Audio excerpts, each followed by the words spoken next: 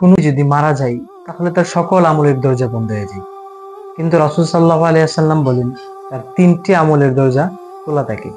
তার মধ্যে একটি হচ্ছে সাদাকাতুন জারিয়া। রাসূল সাল্লাল্লাহু আলাইহি ওয়াসাল্লাম বলেন, ইযা মাতাল ইনসানুন কাতাআ আমালুহু। একজন মানুষ যখন মৃত্যুবরণ করে, তখন তার সকল আমলের দরজা বন্ধ হয়ে যায়, ইল্লা মিন সালাতিন, 3টি আমল ব্যতীত। 3টি আমল তার চলতেই থাকে, তার কবরে থেকেও তিনি 3টি আমলের সওয়াব পেতে থাকেন। 1 নম্বর হচ্ছে সাদাকাতুন জারিয়া, এমন দান যেটা তিনি মানুষের জন্য করে গিয়েছেন, শুধুমাত্র আল্লাহর জন্য করে গিয়েছেন, অর্থাৎ সেটা জারি থাকে।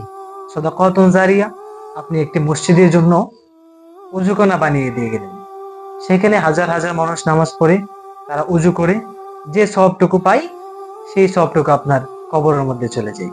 আপনি একটি গাছ লাগিয়ে গেলেন, সেই গাছের ফল দিয়ে মানুষ উপকৃত হয়, পাখিরা সেখানে বসে, মানুষ অক্সিজেন গ্রহণ করে, এখান থেকে যেই সাদাকাটা হচ্ছে সেটা আপনার কবরের মধ্যে অটোমেটিক চলে যাচ্ছে। এরকম ভাবে আরো অনেকগুলো রয়েছে। আরেকটা হচ্ছে ইলমুন ইনতাফাউ বিহি, উপকারী এলেম, যে এলেম দ্বারা মানুষ উপকার প্রাপ্ত হয়।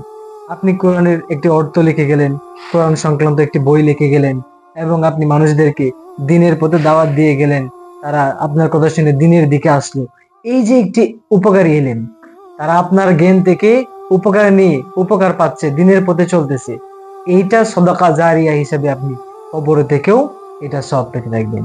আরেকটা হচ্ছে ওয়ালাদুন সালিহুন ইয়াদউ লাহু, যে এমন সন্তান, যে নেক সন্তান, যে তার মৃত্যুর পরেও দু হাত তুলে আল্লাহর দরবারে তার জন্য দোয়া করে, মানুষের মাঝে ভালো ব্যবহার করে, তার বন্ধু বান্ধবের সাথে ভালো ব্যবহার করে, এবং পরিশেষে তার জন্য দোয়া করে, এরকম সন্তান রেখে গেলে কবরে থেকেও আপনি এই সন্তানের ভালো কাজের সওয়াবগুলো পেতে থাকবেন।